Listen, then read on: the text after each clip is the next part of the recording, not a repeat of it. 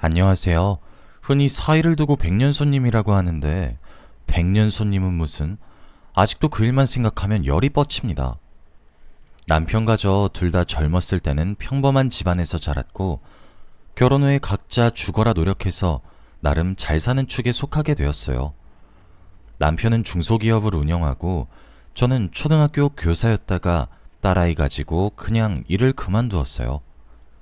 저희 부부는 서로 금슬도 좋았는데 한동안 아이가 안 생겨서 소가리를 많이 했었습니다.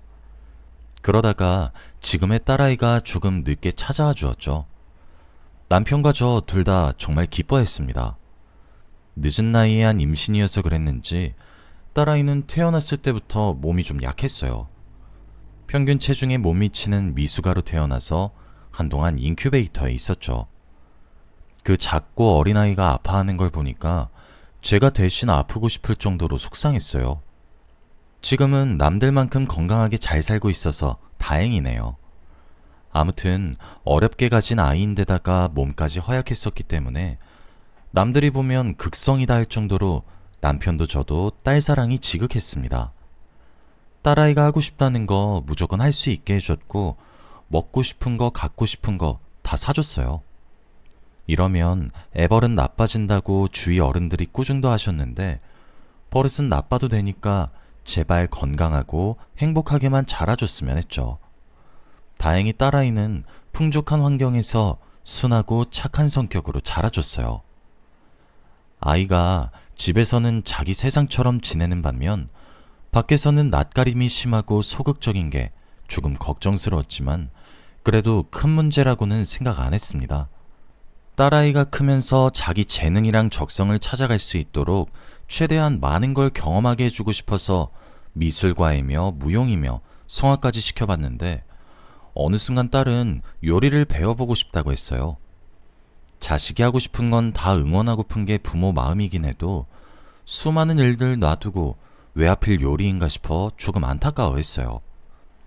제가 옛날 사람이라 그런진 몰라도 요리는 누구나 할 수 있는 거라 생각했고 요리사란 직업은 뭔가 사회적 성공이랑 멀리 있는 것 같다고 느껴졌거든요. 혹시라도 독립하거나 시집가면 지겹도록 하게 될 텐데 왜 굳이 그걸 직업으로 삼아야 하나 싶었죠. 그러다가 딸이 저 몰래 요리학원에 등록해서 다니는 모습을 보고 딸아이의 열정이 진심이구나 싶어 제가 한 수 접었습니다. 기왕 요리사 될 거 그 분야에서 최고가 되라는 마음으로 남편과 상의 후 딸아이를 프랑스에 있는 제일 유명한 요리 학교로 유학을 보냈습니다. 생각해보면 저도 하고 싶은 일은 따로 있었는데 현실적으로 생각해서 초등학교 교사 일을 선택했던 거였어요. 저는 못했지만 딸만큼은 원하는 꿈 이뤄주고 싶어서 쉽지 않은 결정을 내렸습니다. 자식이 아무리 성인이 되었다 해도 부모 입장에서는 늘 애 같잖아요. 마음 같아선 딸 유학길에 따라가고 싶었는데 참고 얼른 딸아이 한국으로 돌아오기만을 기다렸어요. 딸이 귀국하던 날 정말 오랜만에 새 식구가 모여서 함께 저녁할 생각으로 딸아이가 좋아하는 반찬을 해서 상다리가 부러지게 저녁을 차렸습니다. 그런데 딸은 웬 남자 외국인과 함께 집으로 돌아왔어요.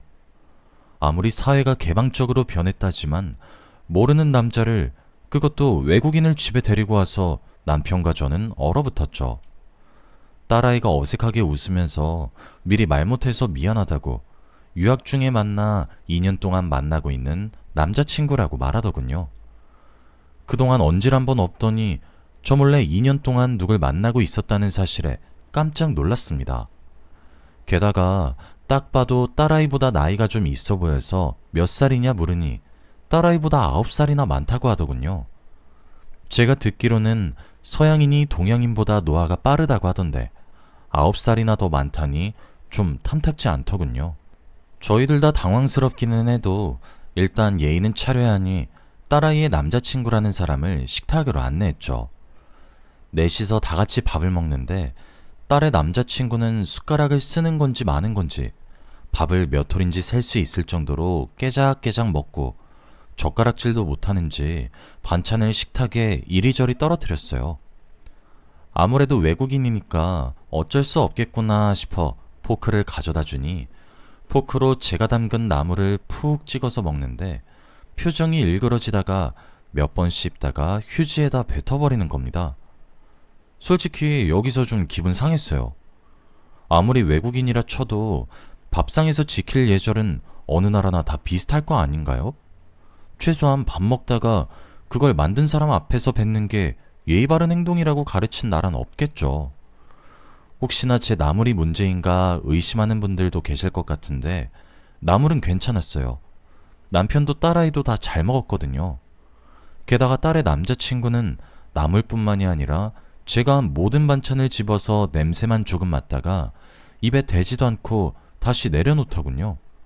제가 한 음식이 무슨 애기 똥 기저귀인 양 굴더군요. 딸의 남자친구가 하는 행동 때문에 식사 자리 내내 공기가 어색했습니다. 딸은 어떻게든 이미 기분이 상해버린 저를 이해시키려고 노력하고 남편은 용기 내서 딸의 남자친구에게 말을 거는데 딸의 남자친구는 멋씹은 표정으로 입을 꾹 다물고 있더군요. 그것 때문에 딸에게 혹시 남자친구가 한국말을 아예 못하냐고 물었는데 그것도 아니래요. 웬만한 일상 표현은 다 할 수 있을 정도로 능숙하다는 거예요. 결국 일부러 남편의 말을 무시하고 있는 거란 결론이 나더군요. 그날 딸의 남자친구가 돌아가고 딸은 더 기절할 만한 얘기를 꺼냈어요. 사실은 그 남자와 결혼하고 싶어서 오늘 저희에게 소개시켜 준 거라고 하더군요. 딸이 좋다는데 어쩌나 싶다가도 정말 그 남자만큼은 싫더라고요. 당장 오늘 하루만 봤는데도 도저히 딸을 행복하게 만들어줄 것 같지 않았어요. 딸에게 다시 생각해보라고 해도 딸은 그 남자가 좋다고 고집을 피우더군요. 제대로 된 연애를 못 해봐서 누가 봐도 별로인 사람을 좋다고 데리고 온 건지 답답했죠. 솔직히 딸의 남자친구는 객관적으로 봤을 때 콧대도 높고 키도 큰데다 미남이긴 했어요. 근데 결혼해서 평생 얼굴만 뜯어먹고 살 순 없잖아요. 딸애 보고 남자친구가 뭐 하는 사람이냐 물으니 그림 그리는 사람이라던데 요즘 세상에 화가가 어떻게 밥 벌어먹고 사나요? 혹시 몰라 남자친구 쪽 부모님은 만나봤냐고 하니까 딸이 망설이다가 대답하더군요. 엄마, 그 사람 부모님 안 계셔. 그러니까 고아라는 거예요. 어렸을 때부터 부모님이 안 계셨고 보육원에서 자랐대요. 정말 미치고 환장할 노릇이었죠. 솔직히 눈에 넣어도 안 아플 딸아이 누가 데려가든 아까워 죽겠는데 고아에 가진 거 하나 없는 외국인이랑 결혼한다고 하니 속이 터졌어요. 그나마 남편은 저보고 진정하라고 아직 한 번밖에 안 만나보지 않았냐고 몇 번 더 보고 판단해도 늦지 않다고 말하더군요. 사실 몇 번을 만나봐도 첫인상과 조건이 너무 별로라 시간 낭비나 다름없을 것 같았어요. 몇 번을 만나든 전 무조건 반대할 생각이었습니다. 그런데 일이 제가 생각했던 대로 무조건 풀리진 않더군요. 딸이 임신을 해버렸어요. 제가 반대한다는 걸 알고 일부러 그런 건가 싶어 순간 화가 나서 너 지금 엄마한테 임신으로 반항하니? 생명이 장난이야? 하고 다그쳤어요. 그랬더니 딸은 아니야 엄마. 하늘에 맹세코. 나 진짜 조심했어. 이상하다. 이럴 리가 없는데. 이렇게 말하면서 자기도 당황해하더군요. 거짓말인 것 같진 않았어요. 이미 생겨버린 생명을 어찌할 수 없는 노릇이라 결국 동네 창피하지 않게 울며 겨자 먹기로 딸아이의 결혼을 서둘렀습니다. 딸아이의 남자친구를 불러들여서 딸아이의 임신 소식을 알리니 깜짝 놀랄 줄 알았는데 의외로 덤덤하더라고요. 그걸 넘어서 그럴 줄 알았다는 듯이 묘하게 웃기까지 했죠. 그 웃음이 마음에 걸려서 혹시 일부러 딸아이를 임신시킨 게 아닐까 의심했지만 증거는 없어서 생각만으로 그쳤습니다. 아무튼 딸은 그렇게 결혼하게 되었어요. 결혼식 날 딸이 아까워서 어찌나 울었는지 모르겠습니다. 남편이 그만 좀 울라고 모르는 사람이 보면 초상집인 줄 알겠다고 할 정도로 많이 울었죠. 결혼하고 아이 낳을 동안은 딸의 부부를 저희 집에서 데리고 살기로 결정했습니다.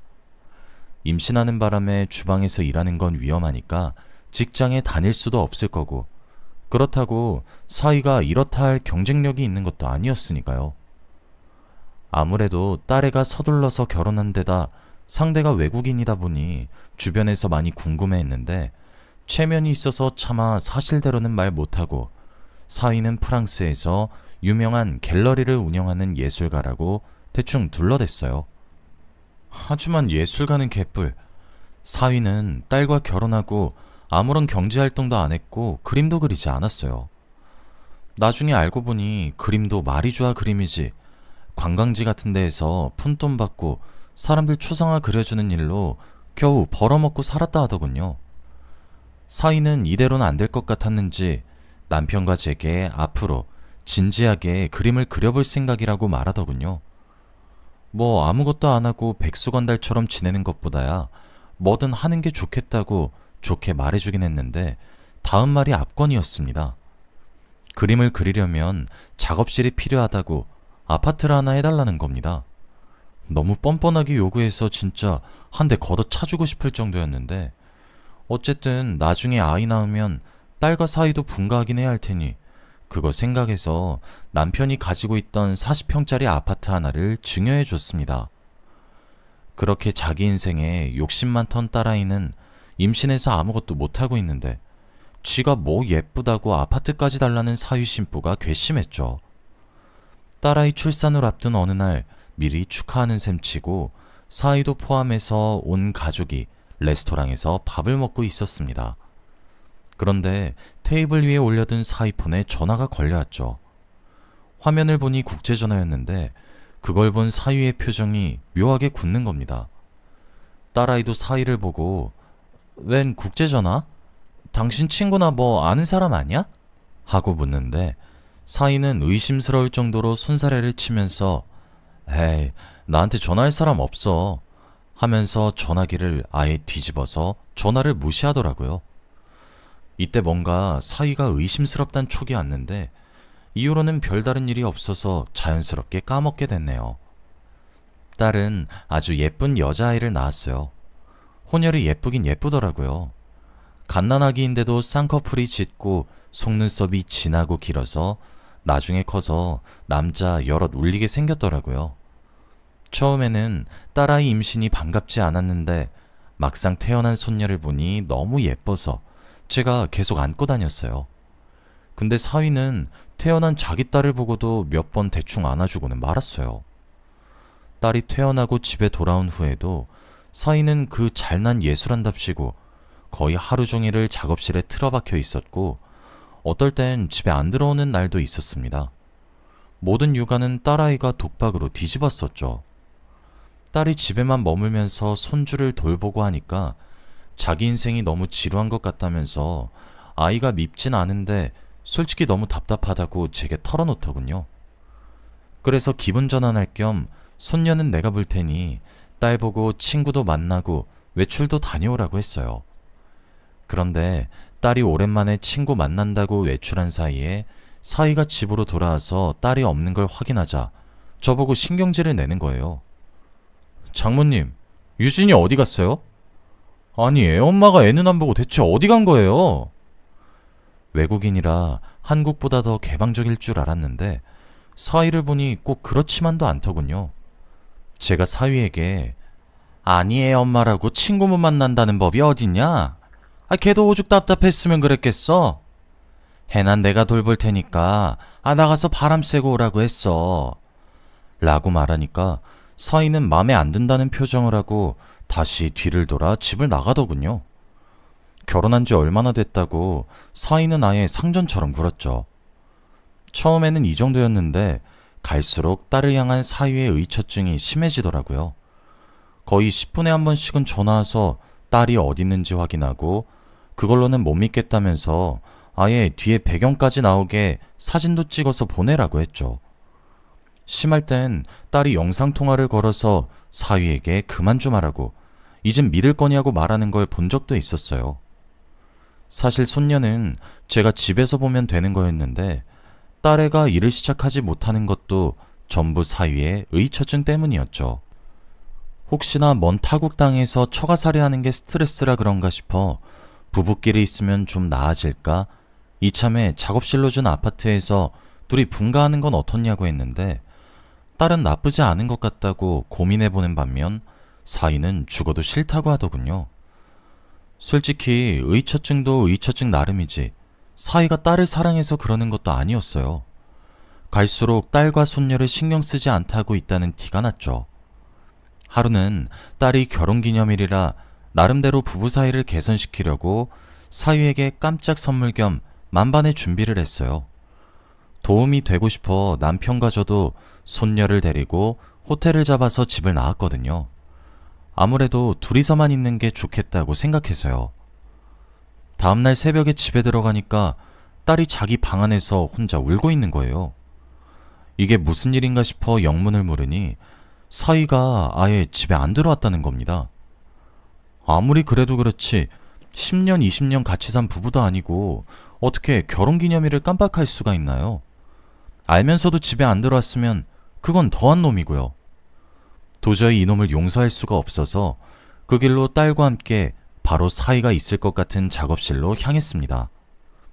꼭두 새벽이라 아직 자고 있나 싶어 따로 초인종은 안 누르고 들어갔어요.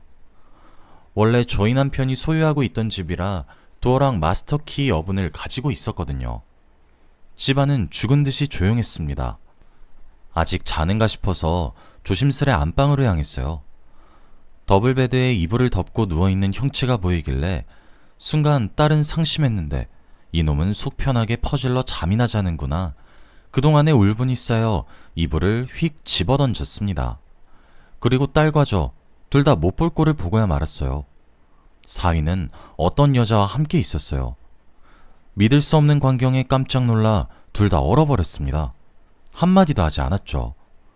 저는 저보다도 딸이 받았을 충격을 먼저 생각하며 이걸 어떻게 수습해야 하나, 내가 보고 있는 게 현실인가 상황 파악을 하고 있었습니다.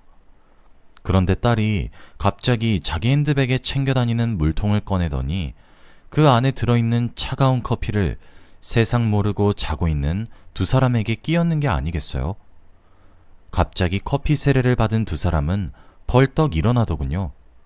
사이놈은 자기 눈앞에 저희 모녀가 서 있으니 눈만 뜨고는 아무 말도 못하고 그 옆에 여자는 상황 파악을 덜 됐어도 창피한 건 아는지 뒤로 몸을 숨기더군요.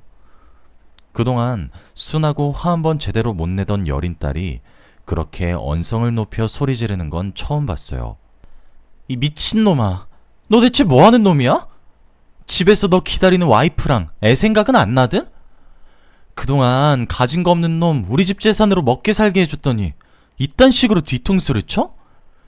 그런데 그 말을 들은 여자가 영문을 모르겠다는 표정으로 사위에게 이게 무슨 소리야 오빠? 나보고 미혼이라고 했잖아. 근데 이 사람들은 뭐야? 라고 되묻는 겁니다. 딱 봐도 사이놈이 결혼한 사실을 숨기고 외도한 것 같더군요. 가지가지 한다 참. 딸은 헛웃음을 한번 짓고는 분이 풀리지 않는지 작업실이 있는 방으로 가서 사이놈이 그린 그림을 다 찢어서 던져버리더군요. 그 소리를 들은 사이놈이 헐레벌떡 달려가서 딸을 붙잡고 이성적이지 못하게 이게 뭐하는 짓이야. 그림은 가만히 냅둬 제발 하고 말리는데 그 순간 딸이 갖가지 색상의 물감을 사이놈 얼굴에 쭉 짜버리더군요. 이성은 얼어 죽을 이성. 그래서 넌 이성적으로 바람폈냐? 딸은 더 난리를 쳐놓으려다가 제가 더 이상 사이놈 꼬라지 보고 있기도 싫어 끌고 나왔어요. 딸과 함께 집 가는 차 안에서 한마디도 안 하다가 집 도착하자마자 딸이 절 붙잡고 펑펑 울더군요. 곱씹어 생각해도 너무 황당하고 이런 경우 없는 일이 다 있나 싶어 욕도 안 나오는데 그런 와중에도 딸이 제일 안쓰러워 저까지 눈물이 터져 나왔어요. 소식을 듣고 분개한 남편이 당장 아파트에서 사이놈 내쫓고 자기랑 친분 있는 법조인 소개해서 소송을 준비했어요. 그나마 다행인 건 아파트를 증여할 때 혹시 몰라 명의를 딸 이름으로 해놔서 아파트 건은 처리하기 쉬웠다는 거죠. 그리고 사위와 함께 있던 그 여자에게서 저희 번호는 어떻게 알았는지 나중에 연락이 오더군요. 알고 보니 그 여자도 나름 있는 집 딸인데 사이놈이 결혼 사실을 숨기고 만나서 자기는 맹세코 자기가 불륜을 하고 있는지도 몰랐다고 하면서 사과하더군요. 게다가 이 아가씨는 또 사위한테 잠시나마 진심이었는지 나름 결혼까지 생각하고 있었는데 배신당한 거여서 저희 딸만큼이나 도끼를 가득 품고 그놈이 이 나라에서 고개 못 들고 살게 해주자고 제게 말하더군요. 그 덕분에 사이놈은 이미 소문이 날 대로 다 나서 한국에선 자기 원래 하던 미술업계 쪽은 아예 발도 붙이기 어렵다고 하더라고요. 사실 워낙 실력이 없어서 굳이 앞길에 회방 안 놓아도 알아서 망할 것 같지만요. 그리고 그 아가씨가 전해준 말로는 또 사위놈이 사실 고아가 아니었다고 하더라고요. 본국에 부모가 있긴 한데 워낙 가난한 집이라 아예 없는 척 동정심을 사려고 저희에게 거짓말을 친 것 같더라고요. 뭐 이딴 천하의 불효막심한 놈이 다 있나요? 가난하고 부유하고를 떠나서 있는 부모를 죽은 사람, 없는 사람 취급하다뇨. 알면 알수록 사이놈 인간 덜 됐구나 느꼈습니다. 딸은 그 이후로 씩씩한 척을 하긴 해도 손녀를 혼자 키우게 된 데다 손녀를 볼 때마다 사위 생각이 나는 건 어쩔 수가 없으니 딸이 받는 정신적 충격을 걱정했는데 너무 큰일을 겪어서 그런지 오히려 저보다 담담하게 상황을 잘 헤쳐나가더군요. 너무 어린 나이에 손녀가 아빠 없이 자랄까 사회적 시선이 걱정도 됐지만 장기적으로 따지고 봤을 때 그런 아빠라면 차라리 없는 게 나을 것 같기도 했어요. 일이 마무리되고 저희 가족은 생각보다 평화롭게 지내고 있습니다. 딸아이는 이제 손녀도 어느 정도 컸고 유학까지 다녀왔으니 원래 하려던 일을 새로 도전해보려고 한다며 호텔 레스토랑에서 자기가 좋아하는 요리하며 일하고 있어요. 퇴근할 때마다 일은 힘들어도 재밌다고 웃는 딸아이 얼굴을 보면 행복이 멀리 있지 않구나 싶어요. 딸아이 행복이 곧 제 행복이니까요. 처음에 사연 올릴 때만 해도 일이 일이다 보니 이걸 과연 올려도 되나? 자기 얼굴에 침 뱉기 아닌가? 망설여졌는데 막상 쓰고 나니까 속이 다 후련하네요. 사연 들어주신 여러분 감사합니다.